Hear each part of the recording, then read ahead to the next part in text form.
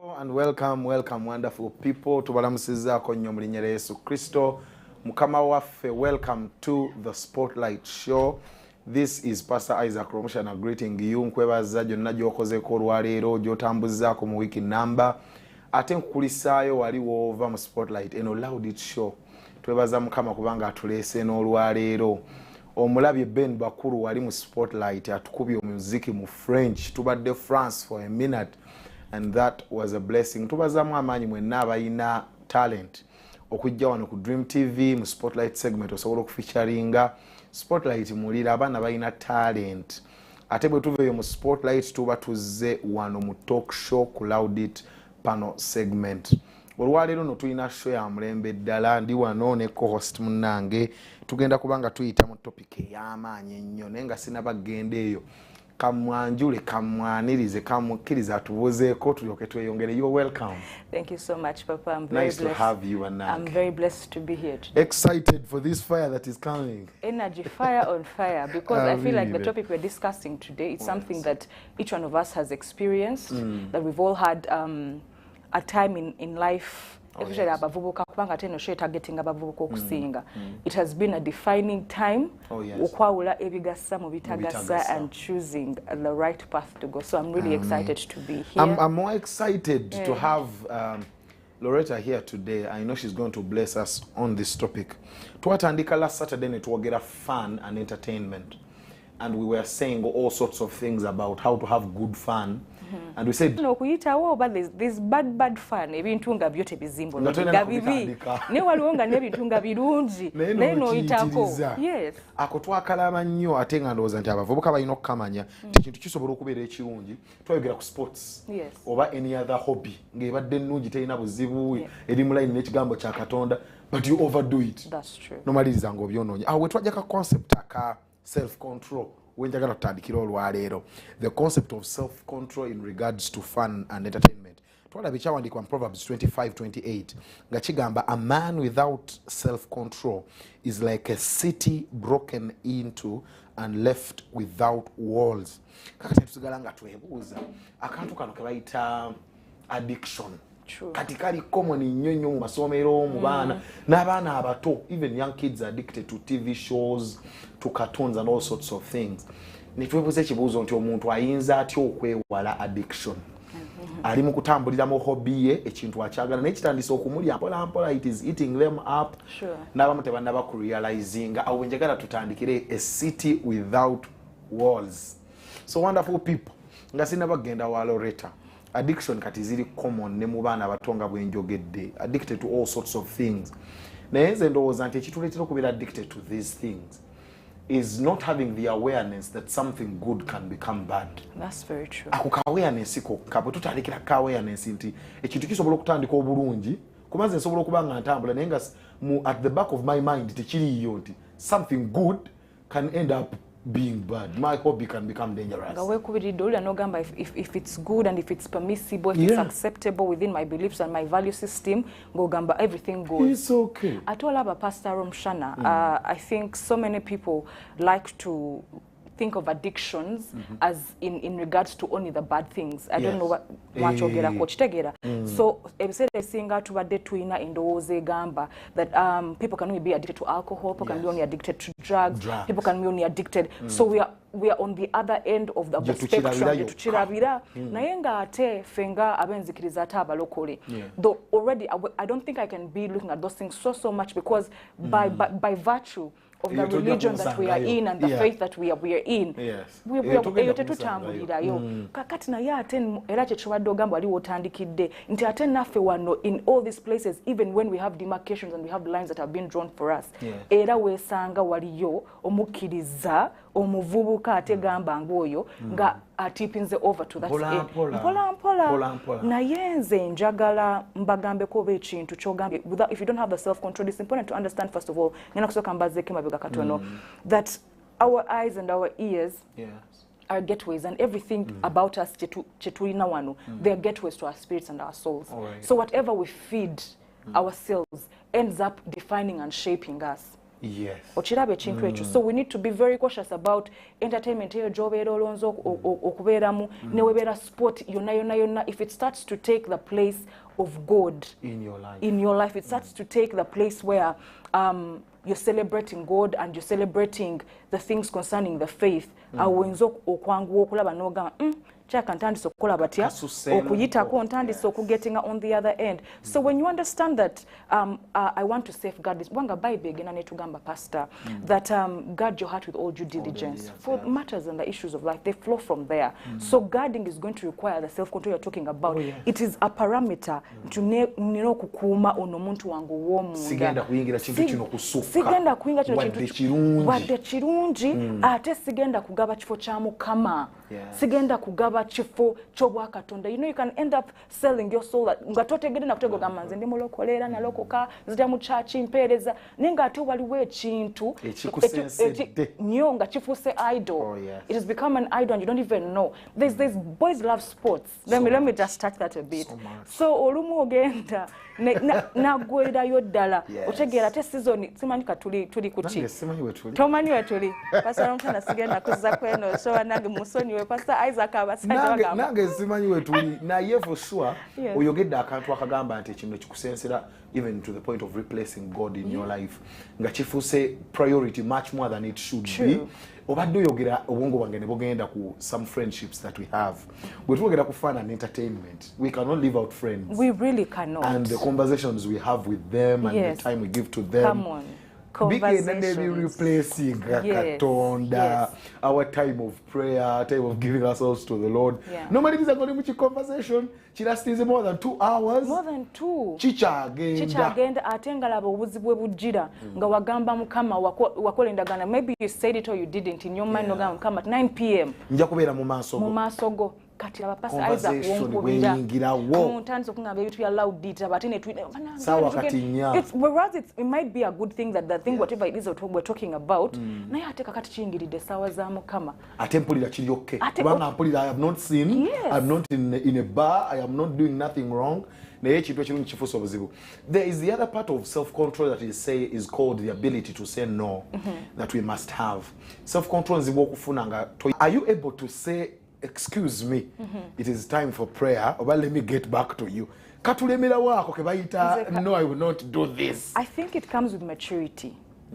With maturity simu myaka naye nawe ngeri joy steaminga mu ekifo kya Mukama mbulamu bo ng'omukkiriza ochirabe ekintu ekyo kuba I don't think it's about years and also oyogedde ku mikwano. So if I'm talking to my friend and that time reaches, I think why most people cannot say no, one of two things. Either they don't want to offend the other person on the line or whoever it is they're engaging with in that time tebagala munyiza pale bamu esteeming, which is not a bad thing because we all thrive with relationships. Tuangala tubeera gye tubeera ne tukola obulamu bwe tukola lw'abantu era Mukama yabateekawo tukole batya to live in harmony, to live in fellowship in community like that. So olumu ebiseera ebisinga we esteem this person so much or tweyagala kumunyiza ate onamugamba tino ogenze kusaba atagamba really otegera kakati eto buzibu ebuva naye ate ndowooza if you're with the right kind of company day in and day out. We've been here on the Louded Show and I think we had a series running on friendship and we've told you the kinds of friends that you need to be having. If your friend is going to be offended and your friend is going to pick a bone ng'omugambye nti munange mukwano gwange sawa zino kati ngenda kusaba yekonvenete aba n'omusiibula n'omusiibula na kale n'akubuuza naganye nawe ate bati tukyanyumya n'omugamba nti nno kati ngenda kusaba ate weesanga n'okwesanga nga kikuswaziza okwogera Yesu talina kukwasa nsonyi era wabanga kukwasa nsonyi mu maaso go nze njagala kukkiriza nti no oyo omuntu gw'obeera oyogera naye alina okuwa olina okufuna emirembe mu ggwe ate okusobola omugamba you know what I have to go right now because but even Pastor Isaac we all have things to do. Like I cannot be on this telephone conversation night in night out over for hours on end. Oshegera so nkugamba nti no kakati I have to go. Please understand. Be understanding, be respectful and say all right. Maybe we shall pick it up from there. I think that's really healthy. we are talking about building that necessary wall. It's called self-control. Eno yonna gye tulaze tugenzeyo okulaga nti weetaaga ozimba ekisenge kye bayita self-control ekikuyamba obutabeera all in mu buli kintu kyonna gw'ogenda bugenzi akalimi kamala kugwirayo eri n'ofuna n'obuzibu. So the ability to say no, and the other thing that is so important as you were speaking is setting priorities. That's true. Kubanga kakati tubadde ku simu katugambe conversation ono gye tubadde twogerako tubadde ku simu, but something else is priority in this time. Setting priorities, I think it is so important. It's very important because we've talked about the God time, but also we are responsible for so many things. Some of you are family people right now. You have children, you have responsibilities. So it might not be an altar time. We're for fun. It's entering the time of something else. That's already there's a danger. There's a danger in there. So you need to be able to have the discipline. Yes. You need to be able the discipline. It's not easy. It's not easy to have the discipline. But let me tell you something. I was talking, you're not going to stand for anything and you're going to stand for everything and nothing. Oh, yes. Bange bintu bina ebisinga. Bintu byakwekomako. Bintu byakwekubiriza. Kwekubiriza. You get it? Prayer time kwekubiriza. Kumanya discipline. Tunagamba ngena kusaba sawa zino zenge nokusaba. Nagamba ntino maybe these are portions of food I'm supposed to be eating. This is it. Whether the body is begging me for sugars, body is begging me for what? KFC, what to do?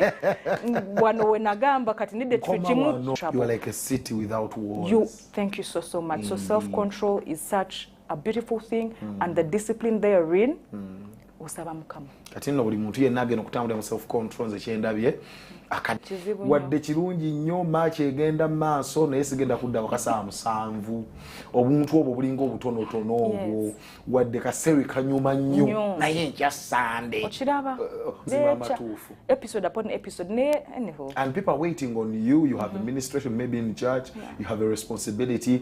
Nzirayo kaliko ogambye nti oluusi si prayer time yokea altar niyo ino obuvunanyizibwa obulala buli muntu yenna alina amagenda ino obuvunanyizibwa gino mibiri gikoowa. Yes. Do you understand? So whenever you overindulge in something, the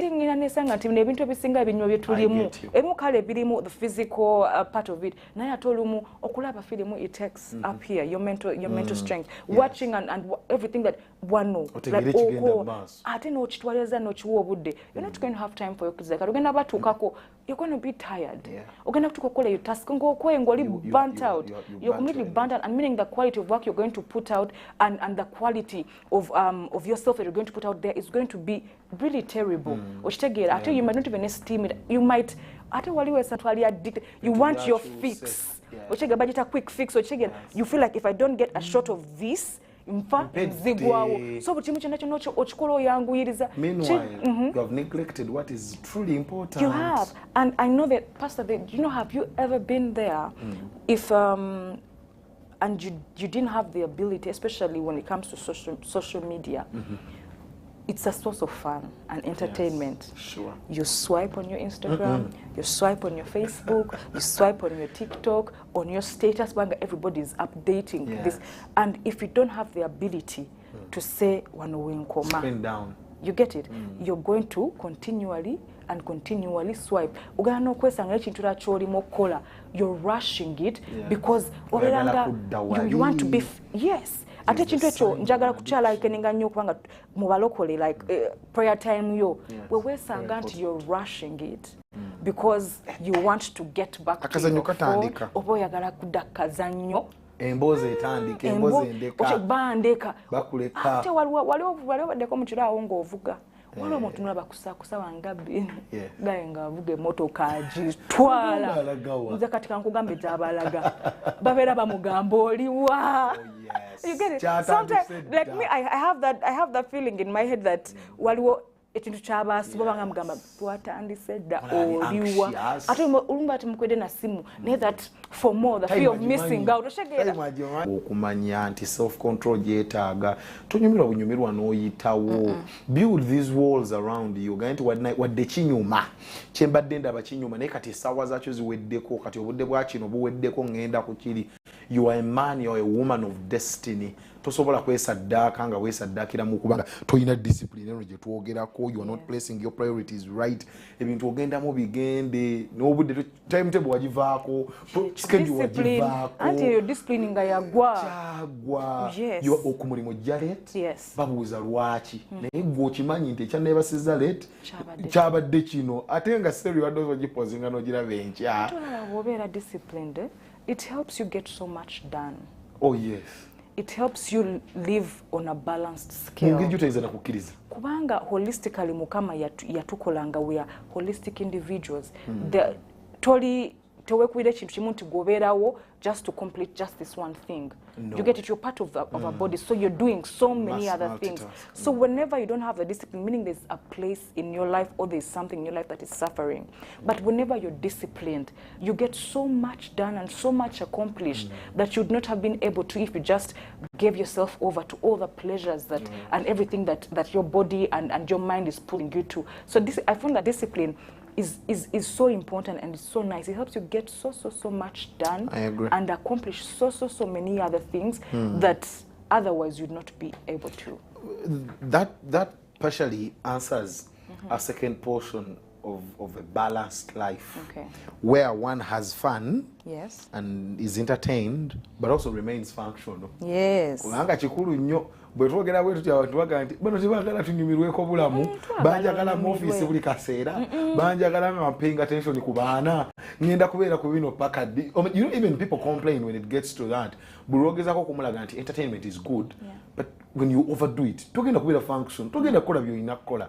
So I want you, Mama, to take time, maybe 5 minutes, a whole 5 minutes, because I know you are someone who does so much. You are doing so much. I know that every day is busy for you. How are you balancing life? No sigaranga. Life is not boring because it should not be. You know business, you know waka, you are part of family. How does one remain functional yet they are having fun and being entertained? Striking that balance. We are all still learning. Of course. We are all tuchali mu lugendo no tugezako kuyiga kino lero kigezako no gamba kyaganye, maybe let me do it this way. But I have found that setting nokolaka timetable a little bit. Written down? Yes, please do.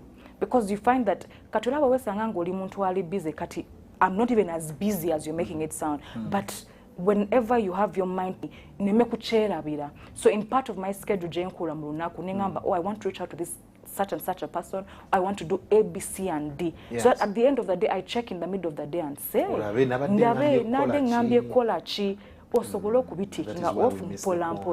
feel that it's important. You kind of like set your targets. No gamba, I want to do this. Maybe even like another way to help you like curb them is set targets. Right, why am I in all this happiness after happiness, enjoyment after enjoyment, and there's a certain area of my life that is being squeezed? Do you see that? There's a person who shared, I think, I don't know where I read it, but this person was saying they are worried about celebrating their birthdays every year. And I said, what? Like, people, and even myself, I'm very excited and I'm looking forward to my birthday every year, because they ask themselves, because every time my birthday comes around, I'm asking myself, what have I done? What am I celebrating? I've added another year to my life, but the question is, what have I done? Am I still in the same place where I was the year before? Like it's such a rude awakening to them that my years are going by and it looks like I'm just nyongera mu myaka naye ebintu ebiragako ku achievements n'ebintu byengeza kokola banga achievements do not have to be big. Omutayinza okuloza maybe achievement ngule amataka ngule emotoka ngule bino byonna. Achievement can be so small as even I was able to manage myself. Yes, discipline. That I was able to discipline myself. That I said I'll watch this thing from this and I've done it this year consistently, 365 days. This one thing. No sugar this month. Yes, very small. Kati, so that when the year comes around, you're celebrating it, then I sat and said, oh my God. Like it also got me thinking. But I think that's something that if somebody wants to just tame and see manage their day and manage their life Right. amidst all the entertainment, amidst all these other things that they want to do. Set a timetable. Program yourself. Program yourself. I don't think we have that culture. Era kikulu nnyo n'okyogerako. It is important. Tetulina writing culture following a schedule. Tetulina ate nga kikuyamba nnyo okugetinga so many things done. Kubanga ozogamba, you know, Papa, when you sit there and you're doing, you're just letting your day go by fwa. Let me just use the word fwa. Yes, yes. It looks like you're actually getting so many things done, but you probably are not. You're not hitting the balls. I would like to do this, I would like to do this, I'd like to do this, and also schedule. Entertainment is important. You need to wind down. Yeah. You need a time to relax. Yeah. You're not going to be there in overdrive. Overdrive. You need a time. It makes you a very dull person. Yes. So just timetable yourself. Be sure to check on it and see what have I done like this. You can actually timetable the fun also. 9 p.m. and that's bedtime. So I need to rest. So bedtime. Kumanga tewali affecting the next day. Like your bedtime. And do you know, when I was still in formal employment, I would tell myself so many times, you know, Monday tuka. Yes. Like otuka Monday you're tired. You want to squeeze everything you wanted to do when the weekend comes. So Monday reaches and you're burnt out, and you tell yourself, my Lord, next weekend, Sunday, I go to bed at 8. Papa, and you live in that vicious cycle, but you need to do something about it. It goes back discipline. 9 p.m. is 9 p.m. Go to bed. Go to bed. You will be fresh. You will be happy. You won't be grumpy. But what sanga banyigidde buli mutu mugamba kumali. Todamu. Kati n'abantu nobatabula. Abantu ne bagamba ne banange. You are messing up the entire week. Just of something small. Discipline yourself and go to bed. It is spilling into other people's days. Yes.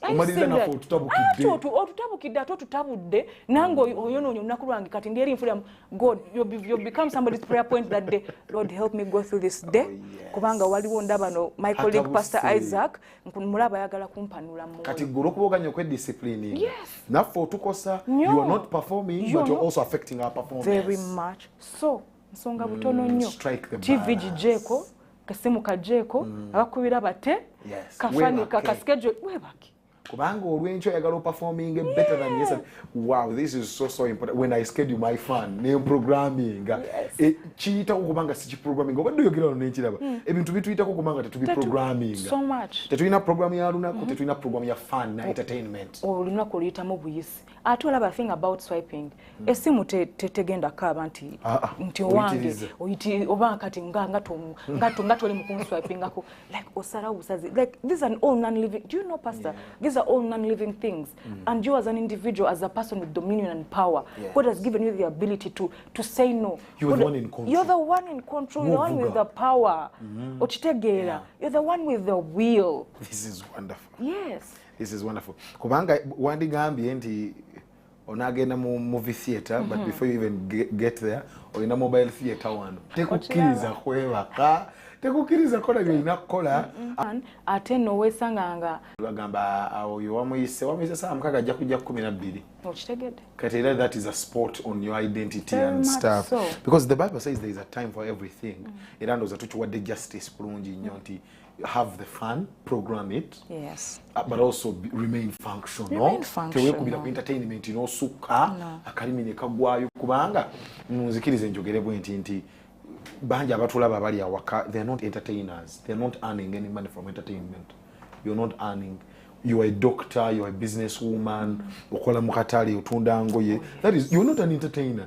Kati wesuulidde mu kintu kino neto kifunamu. Yes. Kubanga omulala yandigambye nti nze I get paid. I get paid. And I think oli kuwaka. Although your work is entertaining you, naye go ofunamu. Kati twogera n'ono ali wakanga student. By the way, student bali mu holiday. Teweemalira nnyo bintu bitali beneficial to academics. N'osula y'akalimi tebagenda bibuuza buneebu. Tebigenda kujja. Ate nga ogambe there's a set time for everything. Oh, yes. Like I look back in my life and I said, if I had an opportunity to do so many things differently while I was in high school, probably I should have done better. Nga never that wali nsonga lwaki nalinga sikulembera tamu kutama. Tuli bangi mu boat eyo. I look at it and I'm like, oh my God, it was so simple. It was as simple as focusing. It was doable. It was doable. But in that time, I just made the wrong decisions. Yeah. You know, I gave my time to Spend things. your time wrong. You know, in Mundoli Mukabozi, holiday time where tuse, all about TV. You know, the times when I'll tell myself, I don't know in your school if you had what they call both beginning of term. Yeah. Beginning of term. Sure. My God, I used to tell myself. Like the following week after you have reported. Were you the following hours? It was 2 days after. If you put on Monday, Wednesday, beginning of term, without fail. Let me tell you, so serious. In time. So, and I would tell myself, you know what, next holiday, I'm going to study rap. Meaning beginning of time shouldn't be hard. It shouldn't be hard. But we are those people who want to save the course in one night. Yeah? Want to save bakampasa sino ebigere nobinyika amazi toothpick noziteeka maaso oyina ebitabo nobikula bya nobikula handa you're reading things haphazardly and peradventure mukama nakuyamba nokola bati as a miracle. But you shouldn't be passing as a miracle. No, you really shouldn't. Yeah, it is a journey you ought to walk. Invest in properly, and you should. Let me tell you, mukama talimba kalamu terimba ngos nishitabo techirimba muntu cha thank you so much chakungula tuiza kungula kyotasiga. Let me tell you tuba twerimba omanyikano katwike ko kutakola omuntu walotunula ku mapati boti mu exam ne answer zajja nga tutakudde emitwe ononya kyotate nonyigira munnawa niko omukono asaba full scarf ndala kuwandika points ate kati bwakunyigiza banyiza ati bakujjukiza nti gwe tolina kye wasiga kati nno chikunyize chiku pushing into the direction chikufule better nyate tewetika. And you know, let's take a minute to address the abantu abatulabe wakanga their holiday makers. Temuyita bannamwe bakasoma. No, you get it. Do you understand? You tag people because for you you've chosen to entertainment and fun vis-a-vis your education. But truly, times and seasons. There's time for everything. You're in school right now. You're expected to study. You're expected to make the most of your time. Oyite ne kakati muno no muyita kasoma no muyimbira buli wamu bwabayita ko agenda mu library anti omulabi head teacher professor namwe mubaleke bamanyi they know what took them to school.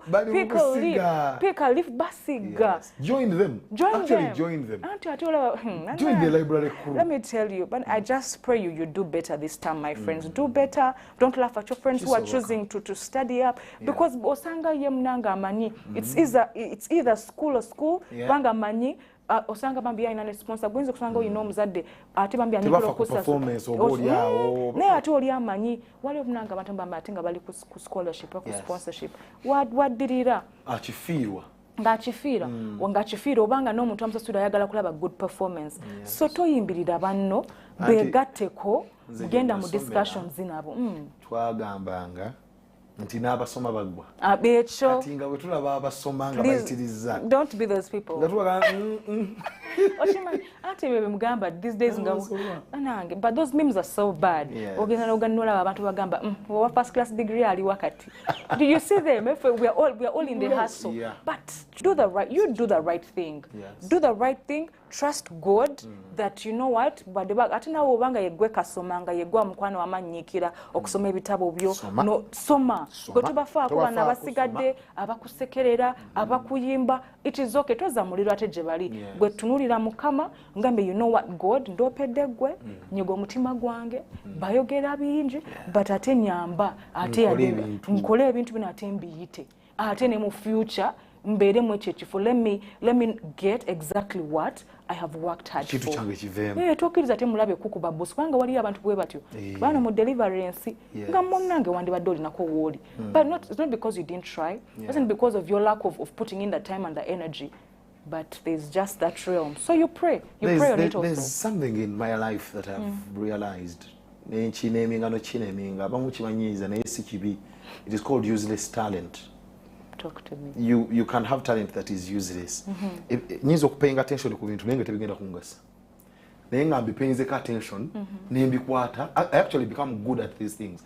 For example, when I was in high school, wali yaba walo bana abalenzi nga bamanyi lyrics za buli luyimba. Obana mwe mwabalina. Baina n'ekitabo. Okitegeera. Ngafene tuwera munsi yemu bannange. Tebikyuka. Things are similar everywhere. Everywhere. I want to say again, tetumanyi wooli na kimu kama kyatadde mu mwoyo gwo. Gusobola okuba oli entertainer. Nga twogera naawe leero nga your passion is music and you want to pursue that and take it to the professional level. Naye si buli omuntu ali bw'atyo. Kati obuzibu bwange wembujje wali bw'obadde oyogera ogaye nti nyinza okuba ndikasoma ne bannyimbirira. Maliriza nkyuse. No bivaako. Ngenze ku lyrics crew. Oh my gosh. Nange nfunye folk choir yange. Kati biology gwe mbadde mpita, physics chemistry ndaba si yakabi. Ndaba ekyakabi kubanga akayimba bakateekamu wano ku party time. Yes. Nange nyimba word by word. Osobola okujja mu groups. So that I fit into these groups kubanga nazo zirina engeri gye zeerabisaamu ng'ezakabi. Because anti zeze oba oyagala identity, oba oyagala fitting. Naye nga wamambe tukugamba for free. Yeah. Fitting is a list of your worries. Fitting in is a list of your worries. Kubanga tebigenda kubaawo ebyo group. Tebigenda kubeera. Kati nze awo wengambira nti ebeefuusa useless talent. Very. Nungi nnyo nti lyrics zonna ozimanyi n'ekigasizawa. Kuba bagenda kuteera ekibuuzo kya physics awo. Kwezyo no gitunuleko. Oyagala ogiyimbira akayimba. Kubanga womanyiza ate nti no fitting in is not well, whereas we need people to identify with and we want to be placed in certain clusters of people. Whenever you're in a new place, like if you've changed school, you're starting a new year altogether, a new course. Watolo muno ogenda mu kifo nga maybe you don't have people bomanyi. Do you see that you are alone? Yes. Because you are alone, it pushes you to even do better. You study up, you're doing all these things. As soon as you form a clique like this, as soon as you form a group, and if it's 10, 90%, no dayo wakani average very good. You get it? Yes. Meaning osobolo bikola na ye company jo joining later on. Ye kulemeseza it's not that you're unable to perform. It's not that you're tobitegera na yera ulumu groups zino. Ate era nengeri bakoso obudde wa era wesanga nti nokola. Yes. Kubanga mbulira goita na yenkubulira empisa so it's very hard that I'm going to be with people who are time wasters and I'm not going to be a time waster. It's hard. You could be the one in a million that is not doing that. You could be just that one that is not in that group. But chances are 99% that if you're with people that are doing certain kinds of things, you're most likely going to bate kokusika. Mumazima amatufu kuba wali mbadde performing bulungi because I was focused. You were focused. Sina bitwala time. You had no distractions. You didn't have and kati atolaba what your parents used to take gendo kulafuna discussion group. Naye kakati gwe nanange kataba if you make friends who are discussing sharing between your friends and your priorities. Ati nete tugambe ne self control. You can have those people who are happy times, and also have these people abaina vibe, but also have these guys who also balance it out for you. So bakasoma babukwa nabo betaga. Don't be those people that wetwalireno toyagala kwogera ne gundi oboli ne gundi bano tobeera nabo.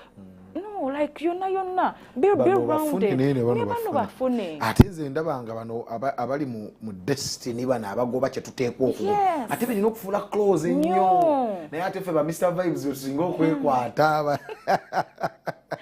That could be. It could be or it can be or it is useless talent. Osobola okuba n'ekintu nga kirungi nnyo nenga mu destiny yo tekiriimu. Twogedde wano ku bali lyrics bali bye twalabanga mu high school. Naye nawe osobola okubeera yeeyo ng'olina ekintu ky'ofokasingako nga abantu bakuwana n'okuwaana oyo alya kilo z'akawunga 5 but that is useless talent. Okitwala wa kikuyamba kikugata siwulira akayo batwalayo nga bakaza kulya oba bayagala kumenya Guinness Book of Records simanyi olonno gwe n'okyekwaniramu towe controlling olowooza kirungi kubanga abantu bakisimba naye tekiri pattern pass of where you are going. Kati banaye ab'emikwano twagala kumaliriza kubanga obudde baffe butandise okutambula naye siyinza kukkiriza kuva wano nga tetubuuziza kibuuzo kino. What should fun and entertainment look like for a Christian young adult? Kubanga twogedde zenjagala okuyita don't sobooli awo naye entertainment etunula etya eri ffe abaga nti tuli balokole tuli baana ba Katonda tulina amagenda we children of destiny tulina gye tulaga entertainment efaanana etya bannange mwagala neggalire bantu mwenze kyembalabyeko mwagala neggalire mu kisenge ne Bible mwagala nteekeko worship music munjagaliza ebyo byokka. Inze Nandi Gambi, I wouldn't help the person watching us mugambe do A, B, C and D, but probably I would say tunulako ebintu wano wamanga. Yes. The entertainment that you're choosing, if it's dampening your spirit, if it is dampening and quenching you, that kubanga if it's dampening you nene kuzitoya in the place of your closet to pray ngati olaba onywebwa nti bwogezako okwasending okusawe banga tekukiriza, probably your entertainment here, see ye, waliwo ekichamu. That's not the kind of thing you need. You need the kinds of entertainment and things, the kind of fun that allows you that even when you go to that place of fellowship and intimacy with God, that you're still able to rise, that you're still able to commune without having to fast hit so many walls. Kubanga, I'm sure Pastor Isaac, you know what I'm talking about. Rogendo kusala no uli, that dryness, that heaviness, that place. And me, I know that place too well. Do you get it? So, and I have found many times in my life, it's because of the things that I give my time to. It might not be, they evil. It's not, they don't have to mean about you what you're doing this, but there's so many things about Bagamba. Ganama so gano be begayingiza nama tu ne begawulira. Biku ochitegera. Maybe just hate speech. Even that. Go to the mumbozi yotaina kutulamu. Ne chikwenchinga omwoyo. Nzengamba kasikachi banga bo chiberamu. Nibo tuko okusaba. N'owuliranga obukalu n'owulira obuzito. Ate n'owulira ne conviction yeyo nti you're in it, but there's a place in your spirit that is not resonating, that is not accepting it easily. Probably. And also the other kinds of thing, maybe you need to consider that the kind of entertainment and fun that you're choosing, it should be time bound. It should be. It should be. It should be. Jiteke kaka komo no nebisera tugenda gamba kino chibi naye nacho chiteke ko a limit of time, chiteke ko a time frame. Don't be in it. Nebali abagamba that let me say music is they are earning from it. But even that, you're talking about music sawa now. There are some other portions of your life. Spotlight about talent. What else do you do besides your talent? Or ina ye chirala kubanga ne talent yagala backup. Yes. Ogenda jibirako yokoji yimirireko na amalako. That is powerful. Yes, framework ya Christian entertainment. What yakalala? Yes, Nandi Gambi also, like the kind of entertainment that you choose and the fun that you choose shouldn't take away from your belief in God. Don't compromise. From your faith. Yes. No if it's something that is going to cause you to start to waver. If it's something that is not within the parameters. Allow me take you. Aho nyine woli. Mo field ya movies, cinema. Talk to me, Pastor. No, actually, don't talk to me. Talk to them. They are movies.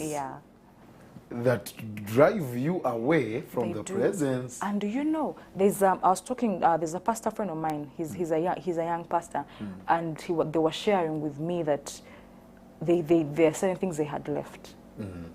Just for the purpose of consecration and guarding jealously. And guarding jealously the gift and the life that God has put in you and His Spirit and all those beautiful things. Nagamba yasanga, and which I've also found very true, that filimu nazita, music ezimu nazita, bino byetulaba we like being on YouTube, and you're watching all kinds. You know, everybody's a content creator now, and whereas content might not all content is bad, no content yemunga, it's really not edifying you like that. So you can watch something that is fun. It's not for you. Some stuff. I think you're overindulging. Meaning time yandibadde yokusaba, time yandibadde kale maybe content wanga CMB na yenga gweke nyini nawe lemedde okokola batya setting a time and to manage it. So this person, they were telling me that they did that for themselves. They chose. Where I did something similar is movies that have demonic chanting. Yes. What do you feel munga bobango listens to spiritually? There is witchcraft in these movies. They are fantasizing about these things. Nobody intentional. I think promoting agendas. Take for example, I feel like when we were like in high school or like in primary school, like bisiaga. Tebiali more like that. Now I feel like when we went like to S1, when we started going like to high school, not go collab series. Take more like homosexuals in there, a little, and you know what that did is that it got many people to, it literally prohibitable, literally so appalling. Yes. Then they got us to a place of acceptance, no chikirizamu, no nechabanga tichichatiisa nnyo, so mpola ne bakola ate ne bapamiyetinga obubongo bw'abantu ne bw'abaana abato. But also ogambye film ezimu those demonic chants and everyone ebintu bingi kati oyinza okwesanga, like let me say those intimate scenes. Yeah. And some I think it was okay. Let me tell you, omwana ogitekako omwana maaso ku TV. Nife bwe twali abatonga tuyinza kuteeka ku film ng'omuzadde ali awo. Era omaliriza weeyise oyita n'oyita wano ositukawo.